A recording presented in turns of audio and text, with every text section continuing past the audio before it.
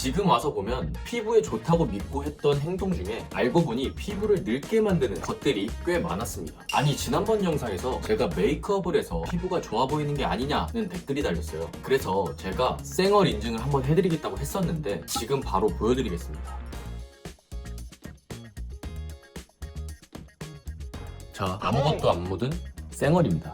물론 메이크업이 나쁘다고 생각해서 안 하는 건 아니에요. 그냥 제가 단지 귀찮은 걸 좀 싫어합니다. 그리고 평소에도 쌩얼로 다니는데 메이크업을 했냐는 오해를 자주 받아서 굳이 할 필요성을 잘 못 느끼기도 해요. 그런데 제가 처음부터 이렇게 피부가 좋았던 건 아닙니다. 옛날 영상을 찾다가 2022년도 영상이 있길래 한번 가져와 봤는데 이거 보면 좁쌀도 많고 피부 톤도 촌놈처럼 까무잡잡하죠. 근데 이때 오히려 피부에 좋다는 거 이것저것 다 따라해보고 별짓을 다 했었는데요. 지금 와서 보면 피부에 좋다고 믿고 했던 행동 중에 알고 보니 피부를 늙게 만드는 것들이 꽤 많았습니다. 여러분, 피부를 늙게 만드는 대표적인 원인이 뭔지 아세요? 아마 대부분 자외선이라고 대답하실 겁니다. 맞아요. 자외선 차단하는 게 되게 중요하죠. 담배도 피부에 안 좋고 매일 잠을 3, 4시간밖에 자지 않는 것도 당연히 피부에 안 좋겠죠. 근데 이런 뻔한 얘기 들으려고 영상 들어오신 거 아니잖아요. 나는 피부에 좋다고 생각해서 열심히 하고 있었는데 알고 보니 오히려 피부를 더 늙어 보이게 만드는 행동이었다면 얼마나 억울하겠어요. 그래서 오늘은 제가 제 개인적인 뇌피셜이 아니라 실제로 발표된 연구를 기준으로 우리가 무심코 반복하면서 피부를 천천히 늙게 만드는 습관 10가지를 모두 알려드리겠습니다.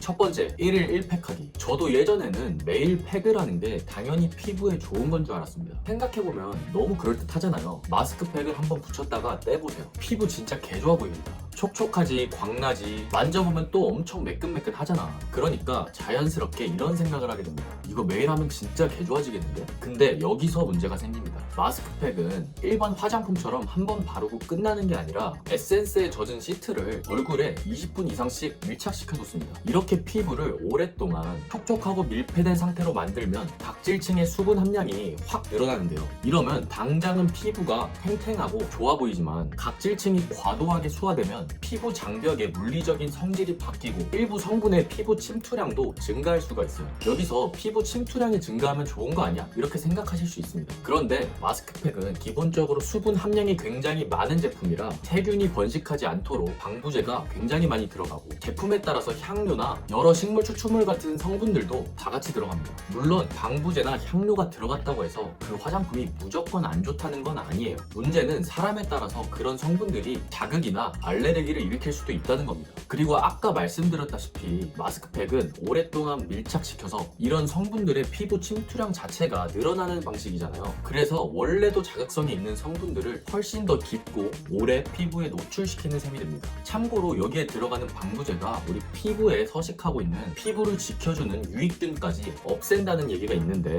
이건 조금 더 조심스럽게 말씀드려야 될 것 같아요. 시험관 실험에서는 일부 방부제가 유익균을 억제하는 결과가 나오기도 했지만 실제로 사람 피부에서 실험을 했을 때는 균총에 유의미한 변화가 없었다는 연구 결과도 있거든요. 그러니까 이 방부제가 피부에 자극이나 알레르기 반응을 일으킬 수도 있는 것은 사실이지만 피부 유익균까지 전부 다 소멸시켜버린다 라는 거는 아직 확실하게 증명된 얘기는 아니라는 겁니다. 다만 이렇게 어느 정도 자극성이 있는 제품들을 매일 밀착시킨 상태로 반복해서 사용하게 되면 염증이나 트러블로 이어져서 이게 노화를 촉진시킬 수도 있습니다. 사실 마스크팩에 대한 또 다른 연구 결과가 몇 가지 더 있는데 이것까지 다루면 영상이 너무 길어질 것 같아서 다음번에 따로 영상을 한번 만들어 볼게요. 두 번째는 굶어서 살 빼기입니다. 이건 특히 요즘 얘기하고 싶었는데 최근에 굉장히 마른 체형을 선호하는 사람들이 많아졌고 위고비나 마운자로 같은 GLP-1 계열 약물도 대중화되면서 체중을 빠르게 빼는 사람들이 많아졌습니다. 물론 비만인 사람들이 식단 조절을 통해서 체중을 감량하는 것은 피부 건강에도 도움이 될 수 있습니다. 하지만 적절한 식이요법을 통해서 정상적으로 체중을 감량하는 게 아니라 굶어서 단기간에 체중을 확 빼버리는 것은 피부가 갑자기 확 늙어 보일 수도 있어요. 실제로 미국에서도 이게 하나의 대중적인 문제로 떠올랐는데요. CNN에서도 2025년에 이 현상을 따로 다뤘는데 GLP-1 계열 약물로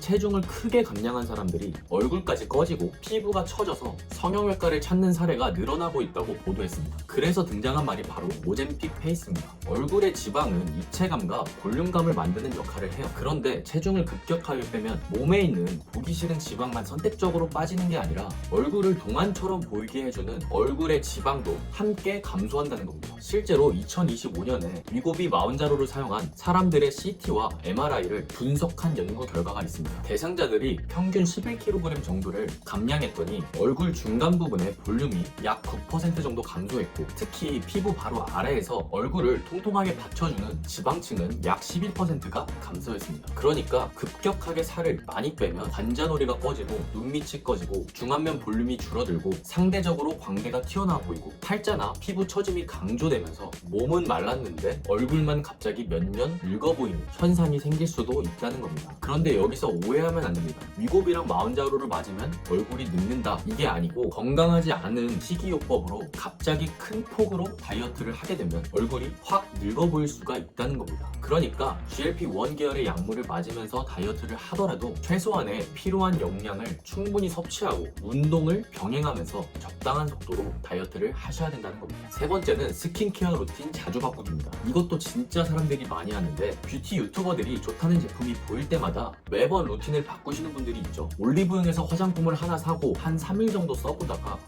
효과가 애매한데 싶으면 또 다른 거 또 삽니다. 그런데 유튜브에서 피부가 좋아졌다는 제품이 또 나옵니다. 또 사요. 인스타그램에서는 요즘 레티날이 좋대. 또 추가합니다. 그러다가 피부가 계속 뒤집어지는 거예요. 스킨케어에 관심이 많고 실제로도 화장품을 여러 개 바르시는 분들 중에 오히려 피부가 계속 뒤집어지거나 나아지지 않는 분들은 원래 피부가 예민한 게 아니라 루틴을 너무 자주 바꾸면서 피부에 계속 새로운 자극을 주기 때문일 수도 있습니다. 화장품 하나에 성분이 몇 개나 들어가는지 한번 확인해 보세요. 보존제, 향료, 계면활성제, 유화제, 식물 추출물부터 각종 기능성 성분까지 적게는 수십 가지가 들어갈 거예요. 그런데 이런 제품들을 계속 바꾸게 되면 그만큼 피부가 새로운 성분에 노출되는 종류도 많아집니다. 특히 더 문제가 되는 건 효과가 좋다고 소문난 레티놀, 아하, 바하 이런 자극 가능성이 있는 활성 성분입니다. 오늘은 레티놀이 좋다고 해서 레티놀을 바르고, 내일은 피부결이 좋아진다고 아하를 추가해서 바르고, 블랙헤드 없앤다고 바하를 바르고, 또 비타민C랑 필링 패드까지 씁니다. 그러다가 피부가 따갑고 빨개지면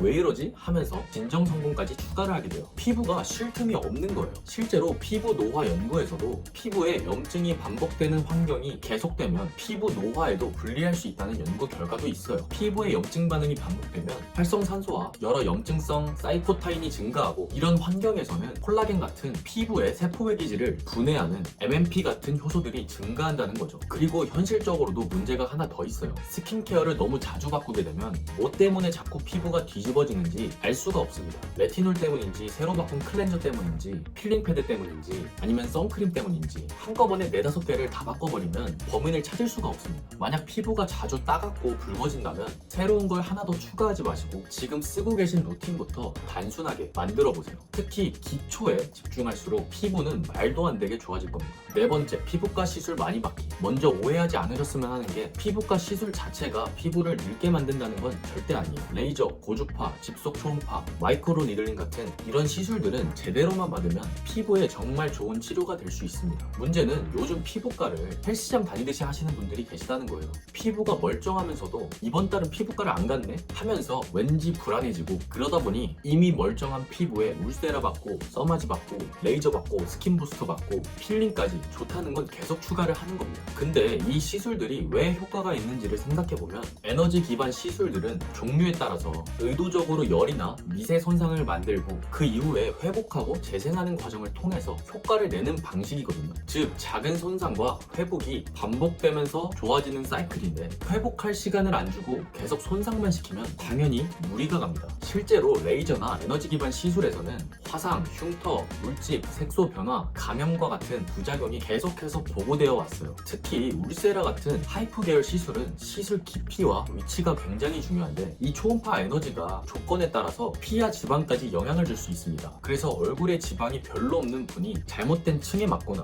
과도한 에너지로 반복된 시술을 받으면 지방 볼륨이 줄어들면서 볼이 꺼지고 관자놀이가 들어가고 광대는 더 도드라져 보이게 돼서 오히려 나이 들어 보이는 인상이 될 수가 있습니다. 그러니까 피부과 시술은 많이 한다고 그만큼 되돌아오는 게 아니에요. 내 피부 상태, 얼굴 지방량, 시술 종류와 에너지, 그리고 회복 기간까지, 물론 가능하다면 의사 선생님의 실력도 고려하면 너무 좋습니다. 저도 피부과 시술은 1년에 한 번 정도만 가는 편인데 홈케어만 잘해도 웬만한 사람들보다 피부가 좋아질 수 있습니다. 다섯 번째는 과도한 세안입니다. 하루에 세안을 3번, 4번 하거나 세안 시간이 유독 긴 분들이 있죠. 깨끗이 씻어야 피부가 좋아진다는 생각과 달리 이건 피부 장벽을 가장 빠르게 무너뜨리고 노화를 촉진하는 습관이 될 수 있습니다. 관련 연구 자료에 따르면 과도한 세안이나 강한 세정제 사용은 피부를 보호하는 지질 성분까지 함께 씻겨나가게 만들어서 피부 장벽의 균형 자체를 무너뜨려 버린다고 합니다. 장벽이 손상되면 천연 보습 인자도 함께 줄어드는데 이 천연 보습 인자는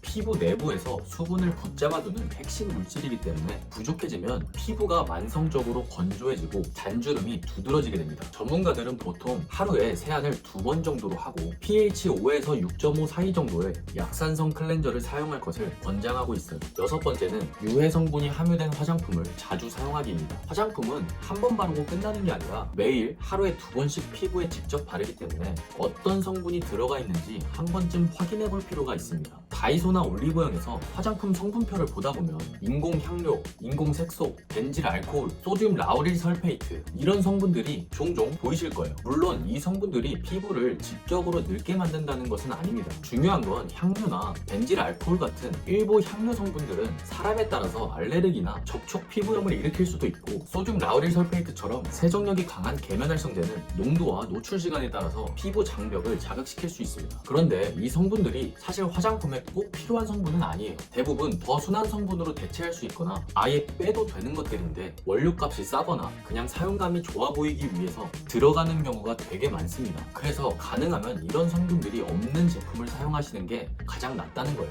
피부에 반복적인 자극과 염증이 발생하게 되면 활성산소와 여러 염증 물질들이 증가할 수가 있고 이런 상태가 장기적으로 지속되는 것은 콜라겐과 엘라스틴 같은 피부 구조물에도 좋은 환경이 아니거든요. 그러니까 화장품을 구매하기 전에 피부에 유해할 수 있는 성분들이 있는지 한 번쯤 체크해 보시는 걸 권장드립니다. 일곱 번째는 뜨거운 물로 씻기입니다. 뜨거운 물로 모공을 열고 노폐물을 빼낸 다음 찬물로 모공을 닫아야 한다. 어디서 한 번쯤은 들어보셨을 거예요. 특히 블랙헤드 같은 것들은 뭔가 뜨거운 물로 씻어야 닦여 나갈 것 같잖아요. 근데 모공은 문짝처럼 뜨거운 물에 닿으면 철컥 열리고 찬물에 닿으면 철컥 닫히는 구조가 아닙니다. 그리고 더 중요한 게 있어요. 바로 뜨거운 물 자체가 피부에 줄 수 있는 자극입니다. 건강한 사람 50명을 대상으로 물 온도에 따른 피부 장벽 변화를 조사한 연구에서 뜨거운 물에 노출됐을 때 경피 수분 손실이 크게 증가했고 풍반도 증가했다고 합니다. 경피 수분 손실은 피부에서 수분이 빠져나가는 정도라고 이해하시면 되는데 뜨거운 물 조건에서 약 25.75에서 58.58g/h 제곱미터까지 증가했다고 합니다. 쉽게 말하면 피부에서 수분이 약 2배 이상 빠져나간 것이 되겠죠. 피부에 수분이 부족하면 피부 장벽이 무너진다고 제가 누누이 얘기했습니다.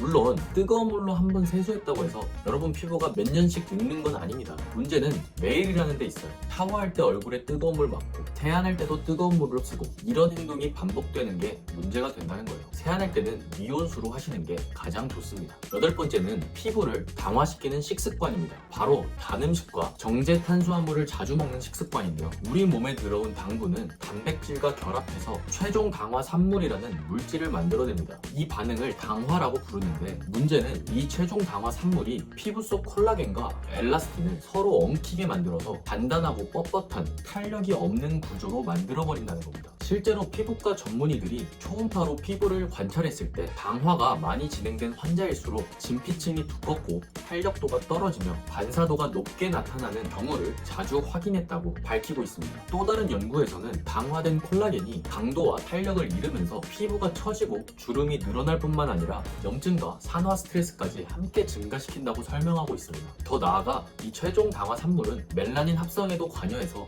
피부톤을 칙칙하고 불균일하게 만드는 색소 침착의 원인이 되기도 합니다. 그러니까 자외선을 아무리 잘 차단해도 단 음식을 너무 많이 먹으면 피부 속에서 화학적 노화가 조용히 진행되고 있다고 보시면 되는 거예요. 흰 식빵이나 케이크, 탄산음료, 흰 쌀밥 같은 정제 탄수화물 대신 현미밥이나 귀리, 고구마 같은 저GI 탄수화물로 바꾸는 것만으로도 당화 반응을 줄일 수 있습니다. 여기에 블루베리, 토마토, 녹차 같은 항산화 식품을 곁들이면 최종 당화 산물이 만드는 염증과 산화 스트레스를 줄이는데 도움이 됩니다. 참고로 조리법도 중요한데요. 고온에서 굽거나 튀기는 조리법은 당화 반응을 촉진할 수 있어서 가능하면 찌거나 삶는 조리법을 활용하시는 게 더 좋습니다. 물론 저는 인스턴트 음식 진짜 좋아합니다. 9번째는 얼굴 열감을 방치하는 습관입니다. 운동 후, 술을 마신 후, 한여름에 외출 후 얼굴이 화끈거리고 붉어지는 걸 그냥 넘기시는 분들이 계시죠. 하지만 이 열감이 반복되면 피부가 늙을 수도 있다는 거 알고 계셨나요? 얼굴 피부 온도가 반복적으로 올라가게 되면 혈관이 확장과 수축을 반복하게 되는데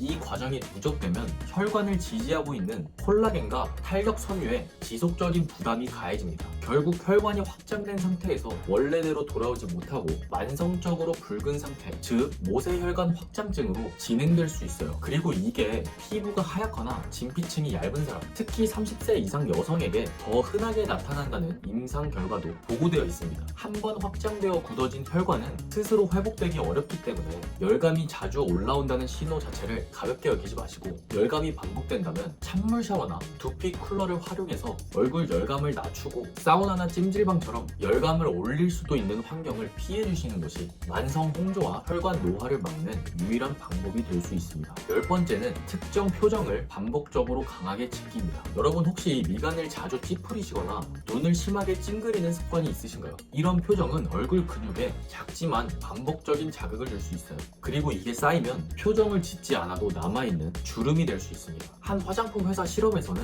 29세부터 59세 사이 성인을 대상으로 표정이 얼굴 주름에 미치는 영향을 분석했는데, 자주 찡그리는 사람일수록 눈썹 주름근에 반복 자극이 가해지면서 미간 주름이 뚜렷하게 형성되는 것으로 나타났습니다. 반대로 광대 근육을 이용해서 웃는 습관은 눈썹 주름근 사용을 억제해서 미간 주름이 생길 가능성을 낮추는 것으로 확인됐습니다. 이 외에도 눈을 자주 비비거나 눈을 치켜뜨는 습관은 얇고 예민한 눈가에 콜라겐과 엘라스틴을 손상시켜서 눈가 주름을 유발할 수 있다는 분석도 있습니다. 그러니까 여러분이 일상생활을 하면서 무의식적으로 표정을 찡그리는 습관이 있는지 한번 체크해 보시기 바랍니다. 이 습관을 고치기가 너무 어렵다 하시면 이마랑 미간에 보톡스를 한번 맞아보세요. 여기에 보톡스를 맞으면 표정을 찡그리고 싶어도 찡그릴 수가 없습니다. 보톡스는 진짜 저렴하면서도 주름 예방에 엄청 효과적인 시술이에요. 강추드립니다. 자, 오늘 살펴본 나도 모르게 피부를 늙게 만드는 습관 10가지 어떠셨나요? 나는 피부를 위한다고 생각해서 했던 행동이지만 사실은 피부 노화를 촉진할 수 있다는 사실이 충격적이지 않나요? 오늘 영상에서 나온 10가지 습관 중에 여러분에게 해당되는 게 몇 가지나 있는지 댓글로 한번 알려주세요. 댓글을 많이 남겨주셔야 제가 여러분들이 어떤 문제를 겪고 있는지 알고 영상을 또 제작할 수가 있습니다. 구독과 좋아요도 많이 눌러주시고, 여러분이 마케팅에 속지 않고 진짜 피부가 좋아지는 그날까지 함께 하겠습니다. 감사합니다.